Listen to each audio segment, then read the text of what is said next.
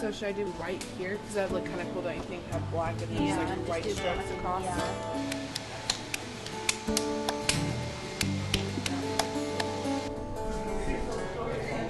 At Lake Oswego High School, a group of beginning ceramics class students work noisily on their projects.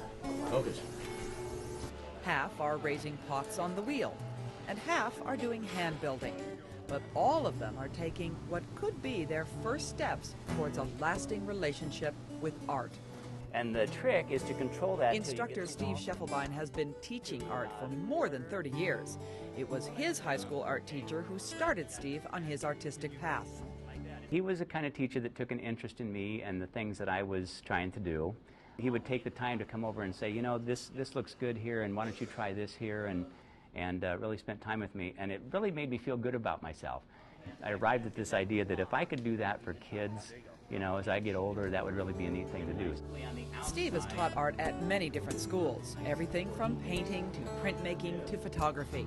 But as a ceramic artist himself, it was pretty hard to turn down the offer to work at Lake Oswego High, especially when they dangled the carrot of a brand new arts wing. I can't complain, and the Lake Oswego School District has been really good to me, and I think they're good to all their teachers. If you need something, there's money to help purchase it, and the students pay a material fee for the class, so that helps purchase supplies, but I don't go without much, you know. I pretty much have what I want. Beginning ceramic students learn the basics, and Steve is constantly on the go as he gives each youngster individual attention. Word on that. What you would do on this, if you want to try and get it back into more of a straight cylinder, is you're going to do what's called collar the clay. You're definitely on the right track here, Joel, in terms of, you know, trying to narrow this thing down. Yeah. And one of the things that I still notice about the pot is it still has a little bit of a hula. You know, it's still wobbling just a little bit. You could make a little clam shell, a little starfish, something like that. Okay. So kind of decorate the lower part of that and it'll all come together. Okay, thank you. It's interesting because I get some kids that have had some clay experience and I get a lot of kids that haven't had any. So I break it down and I say I pretty much am going to assume that you don't know anything about ceramics. And so I teach them about the vocabulary, and I teach them about the 3 hand-building methods of creating clay projects, and then I also teach them the basic wheel. Yeah, so that goal is just to give them an introduction to the different techniques and get them started, and then hopefully perk their interest up a little bit so they want to come back and do it again and take advanced ceramics. Advanced ceramics is where you see the quality of work that wins national awards, such as the art of Oliver Glenn. He didn't think he was all that artistic, but after taking beginning ceramics as a freshman, he was hooked. I started out wobbly at first, of course, but then I just kept practicing, you know. So I just kept working with it, and then there was another student here who's a senior, Joe Robinson, who's an amazing potter, and seeing him kind of just made me think, oh wow, there's other, I can bigger and better things are ahead of me. I can do this. I like that you start out with one blob of just nothing, and then you can kind of make into this big thing, or different patterns and different shapes you can just form out of just this blob that isn't really anything at the start. Now, after completing advanced ceramics, Oliver is in independent study.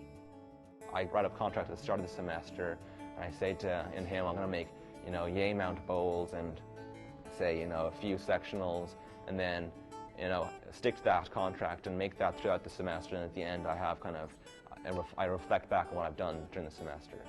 Oliver's work has already been recognized for its exceptional talent. He won 3 gold keys in the Scholastic Art Awards in 2007 and was given a $1,000 scholarship by the Oregon Potters Association. I couldn't believe it. I really couldn't. I go in there and I see this little plaque sitting on my pot and saying, congratulations, you've won. I was flabbergasted. I never saw it coming, His teacher Steve probably did, however. He's just outstanding, and he's mastered. He's really got the techniques down well. He throws good pots, which is something to look for. But he's also pushing himself to do a little bit more creative kinds of things. And the other thing that I really like about Oliver is he's very thoughtful about what he does. And he'll sit down and have some ideas, and he thinks about it, and he thinks about it, and he tries different arrangements and different ways of putting things together, and he usually comes up with something that's pretty successful. How rare is it to have kids of that caliber? I always have a couple every semester or every year, 2 or 3, 3 or 4, depends. This is a particularly good year. Got a number of really good kids that are juniors, And so I'm looking forward to having those kids back next year as seniors, and I really look for big things from them. Steve knows not every student will be a top artist. Even fewer of them will go on to become a professional artist. But what they will take away from Steve's class, aside from a pot or two, is something that will last a lifetime. What I want my kids to be able to take out of here is when they go out in the real world and they look at art, which they're going to do, they're going to put things in their home, they're going to put paintings on the wall and pots in their house, that they know what a good piece is, you know. So I try to teach the kids a little bit about making aesthetic judgments about work. And, you know, we talk about the elements and principles of design and what those are and why they make a piece of art strong or weak and how artists use those things. And, you know, so I want them to take that information out and be able to use it in their everyday lives. Even though he plans to major in business and psychology, Oliver says he won't entirely give up art. I was so into the ceramics, and I was sitting at home some weekends just sitting there saying, you know, oh gosh, I wish I could throw a pot now, you know, I wish I could throw a pot. So then I went out and purchased my own wheel so I can do some, you know, throwing at home. I definitely want to keep ceramics in my life. It's, you know, it's an important part of me now, making this stuff.